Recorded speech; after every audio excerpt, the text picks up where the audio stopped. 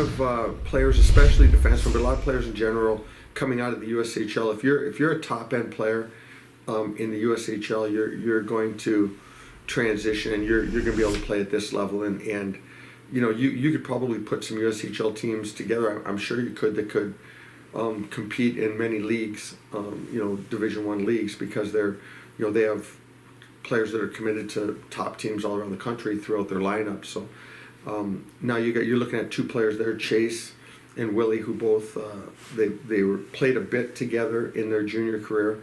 They both came from championship team last year that won the USHL playoff championship in Youngstown, so they can play. Willie seems to just be getting more and more comfortable all the time. In his mind, he's probably thinking, okay, I'm glad you guys finally noticed that I'm here. But what we like is he's competing, and you know, with Soupy out, with Campbell out, it's, you know, you need to have a puck mover in that pairing, and Willie's taking that opportunity. He's doing a good job. He's competing hard. He's smart. He doesn't overhandle a puck, which is important. You know, we have, you know, I think that Chase and Soupy at times do overhandle the puck. We're showing them video on that constantly, where there's guys open, and you know, to get that puck moving forward and then join the rush or look to get it back. I think Willie has a good knack for getting that puck to the open guy and making good plays. So he's given us a few good weekends.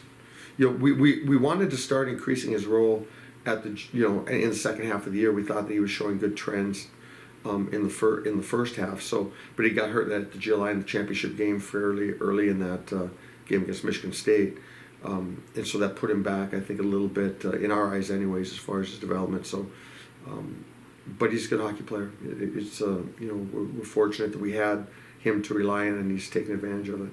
Well, we've had our best success as far as impact players with guys that we recruited prior to, you know, and they went someplace else, Jack being one. Yeah. We recruited him and offered him prior to going to Denver. We recruited Michael Carroll a few years ago, and he ended up going to BU. And now he's been a regular in the American League with Texas. We recruited Campbell, and you know, he's a top player. So knowing those players, knowing, you know, having a reason why we recruited them, we've done, you know, it's worked for us. With Worksy, Worksy's, you know, so much of the game is played on the wall, and he's good on the walls. So especially in the offensive zone, he finds seams, he finds cracks, he takes on checks well. He makes plays from below the goal line to guys that are open.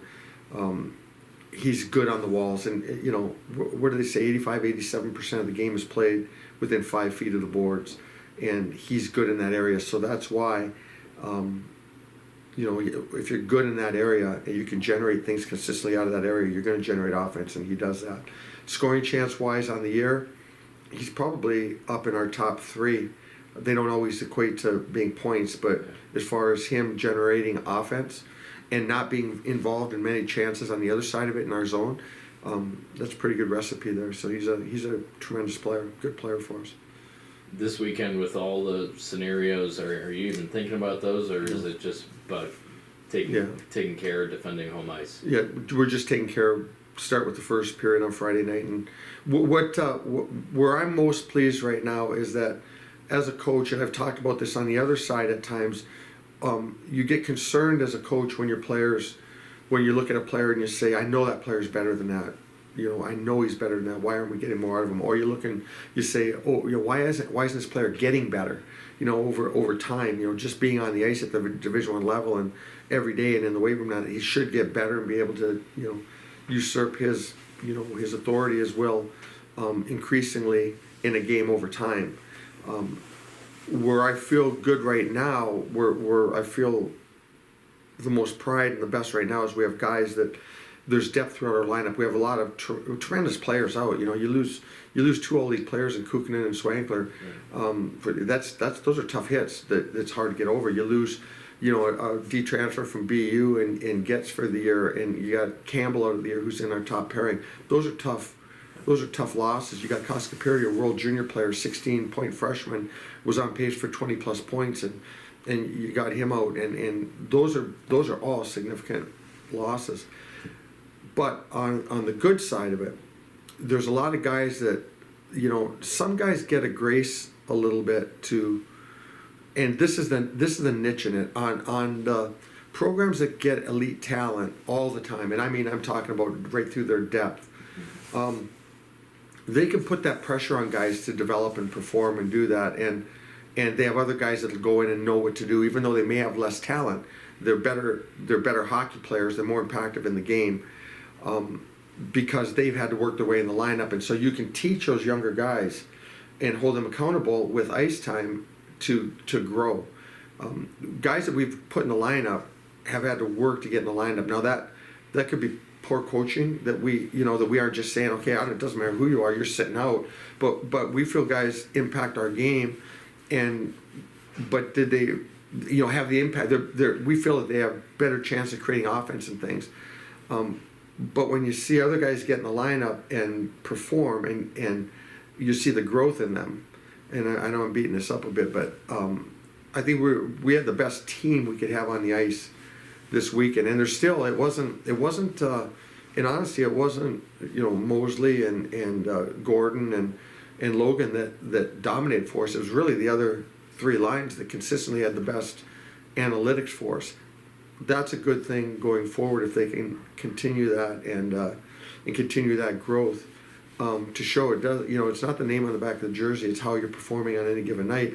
And a lot of guys have to work really hard to be perfect in practice to get in the lineup, have those great values, and it's as you get better and better and better, and as your top end leads the way every day, like Bliss's did, like Hallinan's did. By the way, congratulations to Brian getting his first NHL game in here. They look tremendous. But you get those guys, the Missiaks and the Perrottinos and the Sawyer. You get all those guys in there that do it the right way, and it forces the depth. And we saw the benefits of that with guys the last couple of years. You got the depth guys learn how to play and have to get better to get in the lineup, and they feel that they're getting shortchanged because everything's being given to those other guys, but those other guys are putting up numbers. You know what I mean? Yeah.